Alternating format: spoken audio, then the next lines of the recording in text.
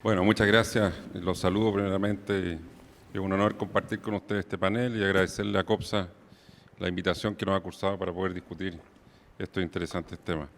Yo quisiera quizás plantear el tema de otra manera. Han dicho cosas todos muy interesantes, bajo la perspectiva que estamos frente a un contrato público, ¿no? Donde hay una finalidad pública, una función pública, funcionarios públicos, como decía Luis, que de alguna manera están condicionados por la Contraloría, un sistema complejo, pero yo pienso que quizás una de las, tomando un poco lo que decían, de los mayores problemas que enfrentamos hoy día es no entender la contratación de concesiones de obra pública como un contrato público y entenderlo quizás como una mirada más civilista, con una interpretación un poco distinta que hace que finalmente no se entienda bien el fenómeno de construcción de infraestructura pública y de las políticas públicas que van detrás. Eso a modo de comentario inicial. Ahora, yo pienso que cuando uno habla de certeza jurídica o certidumbre, claro, desde luego se da por las normas legales, ¿no es cierto? Por las garantías legales, lo que describía todos ustedes en sus intervenciones, pero también hay una mirada pensando en que la mayoría, no todos, pero la mayoría de los conflictos que se dan en el ámbito de las concesiones de obras públicas se dan en el momento de la construcción de la infraestructura. Ahí donde está, perdón la expresión, la plata, las contingencias, los problemas, las monitoreos de la Contraloría, etcétera. Y yo creo que sí, efectivamente es un tema de institucionalidad, de mecanismo, ya vamos a hablar de eso, pero también es un tema de entender bien que debemos interpretar los contratos bajo un ánimo colaborativo. Eso es una primera cuestión. Si las partes entendieran bien que deben colaborar hacia la finalidad pública, probablemente estarían mucho más alineados los intereses. Segundo, que hay que introducir el concepto de las buenas prácticas. ¿Ah? De las buenas prácticas no solamente de una perspectiva de la ética, ¿ah? O del comportamiento ético, sino que de la buena aplicación o correcta aplicación de ciertos conceptos básicos. No es una buena práctica, por ejemplo, exigir renuncias, ¿ah? A derechos que se tienen, digamos, se tiene el derecho a discutirlos en las instancias correspondientes como una condición previa para conceder un plazo, por ejemplo. ¿Ah? Eso no es una buena práctica. Tampoco es una buena práctica, ¿no es cierto?, cobrar doblemente ciertos gastos generales por parte o sea, estoy hablando en general. O sea, tenemos que atender al concepto de la buena práctica, pero ya pensado también en una correcta aplicación de una serie de conceptos que van vinculados a lo que se ha denominado el derecho a la construcción.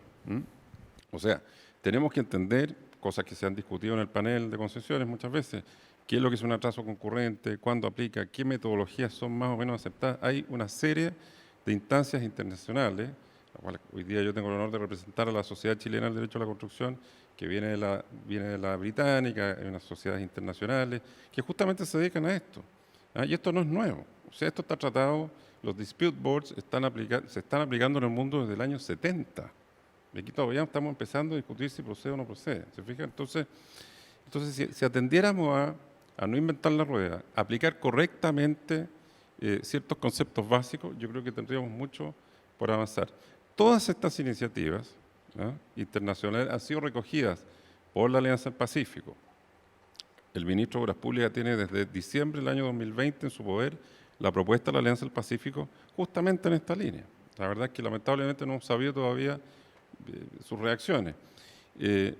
Lo mismo ha planteado la Cámara de la Construcción, el CPI, por cierto, que tengo el honor de formar parte, también, ¿se fijan? El Instituto de la Construcción. Entonces, la verdad es que la industria pública, privada, en general están de acuerdo en cómo enfrentar. Y que no solamente el tema de las controversias hay que discutirlo bajo la dinámica de los mecanismos. Si vamos a los mecanismos, saliéndome un segundo de concesiones, desde agosto del año pasado, que tuve el honor de poder integrar junto también con otros profesionales y el propio Ministerio de Obras Públicas, se le entregó una propuesta al Ministerio de mecanismo de resolución temprana de controversia en obras públicas directas. Y ahí está, ¿ah? Desde agosto del año pasado. Sería una innovación fantástica si pudiéramos incorporar a las obras públicas sectoriales un mecanismo de resolución temprana. pero parece que no se entiende la importancia, ¿se fijan? Y yendo ya, y con esto termino, al panel técnico constitucional, yo creo que las comisiones arbitrales funcionan razonablemente bien, naturalmente depende de los miembros que tengan, ¿no es cierto? Pero es un mecanismo que más allá que a uno podría preferir que hubieran resuelto conforme al sistema antiguo, ¿no es cierto?, antes del 2010, conforme a equidad, bueno, evidentemente que hubo una cierta restricción ahí en ese sentido, ¿no?, para los contratos nuevos.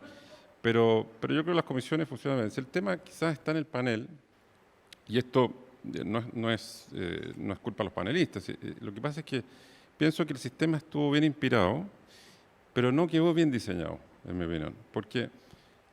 Primero porque va a pasar que el panel se va a colapsar, ¿eh? Porque van a salir más concesiones y ya hoy día el procedimiento es muy abreviado, no tienen el tiempo suficiente, no tienen recursos para poder, ¿no es cierto?, porque depende nada más del presupuesto del Ministerio de Obras Públicas, ¿eh? Entonces uno cuestiona de alguna manera la independencia en ese sentido. Yo no dudo de la independencia personal de los panelistas, pero sí, desde luego no son nombrados por las partes, ¿eh? Como son los mecanismos de resolución temprana internacionalmente aceptados, son nombrados por ambas partes. No, aquí no, son nombrados por la alta dirección pública. Segundo, el presupuesto del Ministerio de Obras Públicas. Y además no pueden asesorarse de expertos, de peritos que ellos puedan contratar, etcétera, independientes, ¿se fijan? No tienen las herramientas. Y es un solo panel para todas las concesiones que además no inicia sus funciones del día 1, sino que es una especie de panel ad hoc, ¿no es cierto?, que no reviste las características de un dispute board propiamente tal, que solamente actúa cuando se lo solicitan avanzadas las controversias, ¿eh? No tiene una relación cercana con la controversia desde el día 1. Entonces yo creo que es un tema que hay que revisar.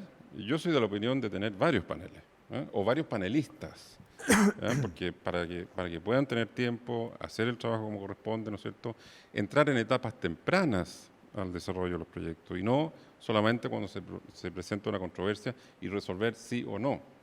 La función primordial del panel, y con esto termino, en mi opinión, es proponer soluciones para que las partes se puedan sentar. Hoy día no hay posibilidad de tener reuniones.